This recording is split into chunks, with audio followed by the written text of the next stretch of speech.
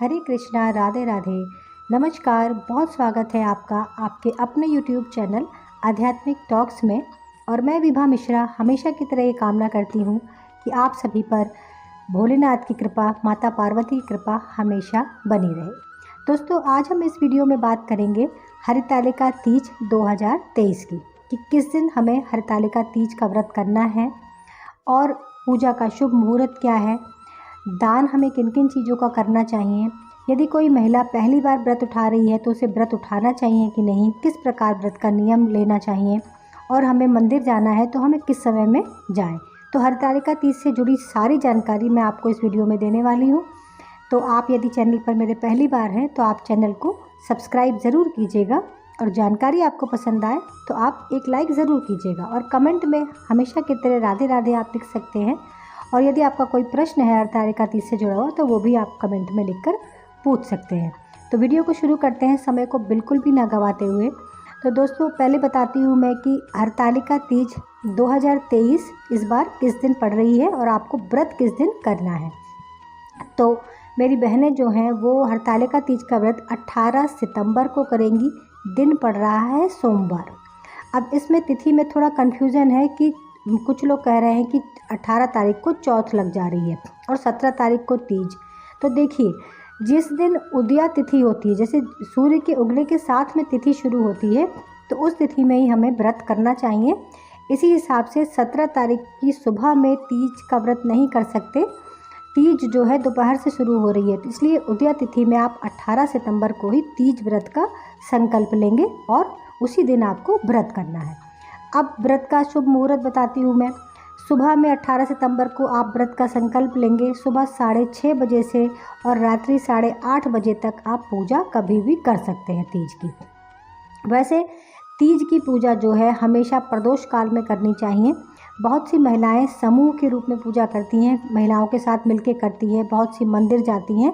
तो यदि आप मंदिर जाके पूजन करना चाहते हैं तो आप प्रदोष काल में, यानी सूर्यास्त होने के 1 घंटा पहले और सूर्यास्त होने के 1 घंटा बाद तक का जो समय होता है वो प्रदोष काल का समय होता है। उस समय में आप मंदिर जाकर अपनी मंदिर की पूजा करके आ जाइए। बहुत सी महिलाएं बहुत रात में पूजा करती हैं, इस वजह से कि उनकी रात अच्छी गुजर जाए, रात्रि भजन करती हैं, कीर्तन करती हैं। तो वो सब आप सब कुछ करिए, लेकिन पूजा जो है आप प्रदोष काल में अगर कर लेती हैं, उसके बाद से आप शिव चालीसा का पाठ करिए, आप शिव पुराण की कथा पढ़िए, हरितालिका तीज की कथा पढ़िए, जिससे आपकी रात्रि अच्छी गुजर जाए। लेकिन पूजन जो है आप हमेशा माँ पार्वती और शिव की पूजा हमेशा प्रदोष काल में करना बेहद ही शुभ माना जाता है। वैसे भी कुछ तिथियाँ अगर पड़ जाएँ तो उस व्रत का महत्व वैसे भी बढ़ जाता है। देखिए, 18 सितंबर को दिन पड़ रहा है सोमवार।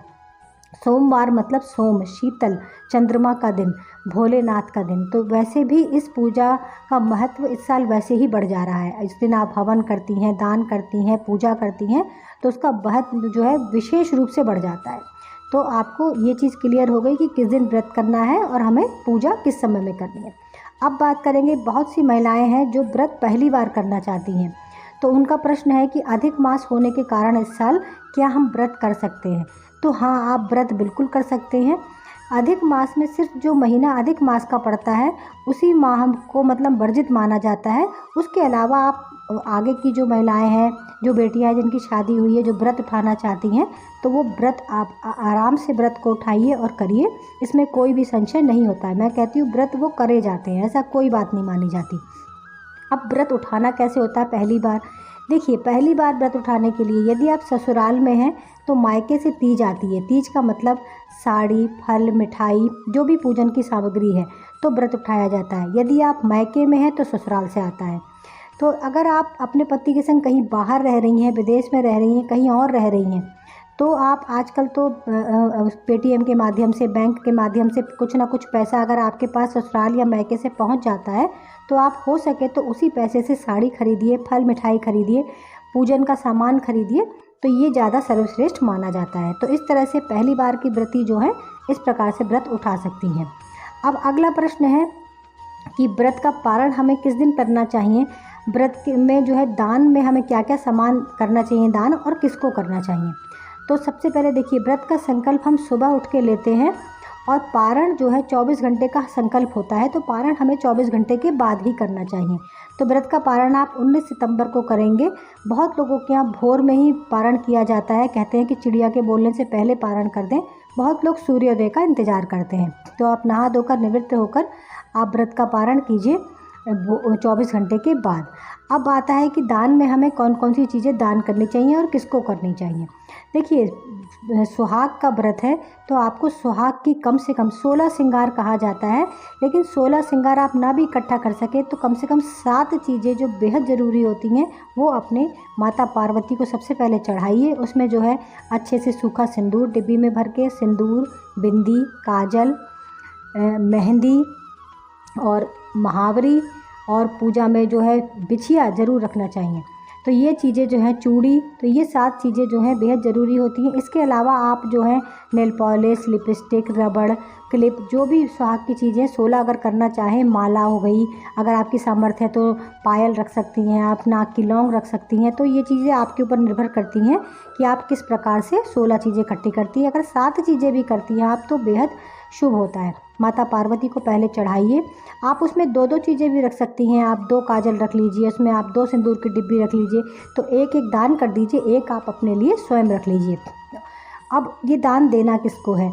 अगले दिन जो आप प्रसाद बनाती हैं, प्रसाद, फल, मिठाई और उसके साथ सुहाग का सामान और उसमें कुछ दक्षिणा रखकर, यदि कोई वृद्ध महिला ब्राह्मण हो तो आप उसको देना सबसे ज़्यादा शुभ माना जाता है। क्योंकि अगर वृद्ध महिला होगी, सुहागिन होगी, संपन्न होनी चाहिए, उसका सौभाग्य अखंड होना चाहिए, उसको देना बेहद शुभ होता है।